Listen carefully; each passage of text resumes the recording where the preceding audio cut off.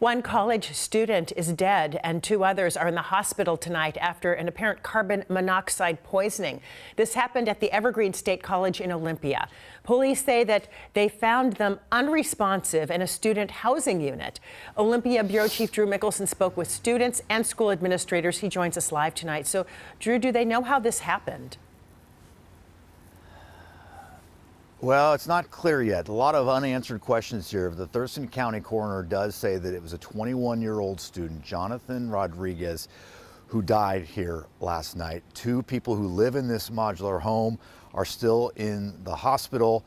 The college says this appears to be a case of carbon monoxide poisoning. There was and is a carbon monoxide alarm in this home, and it apparently went off earlier in the day.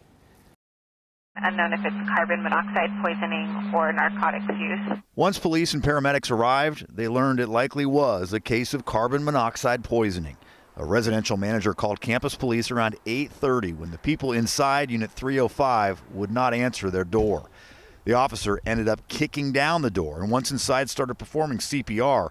The officer had to go to the hospital along with the three students. They picked him up and he was naked and unresponsive and his eyes were wide open. Neighbor Jacob Benjamin thinks he saw paramedics treating the 21-year-old student who passed away.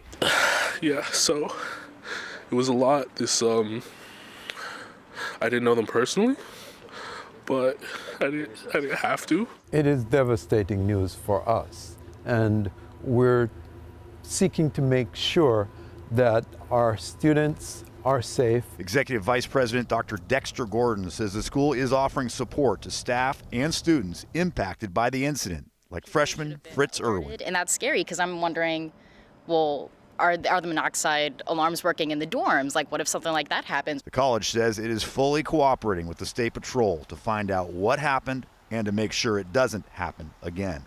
Investigators are focusing on that carbon monoxide alarm that went off earlier in the day, bringing a contractor out to the unit where the student died. That's devastating.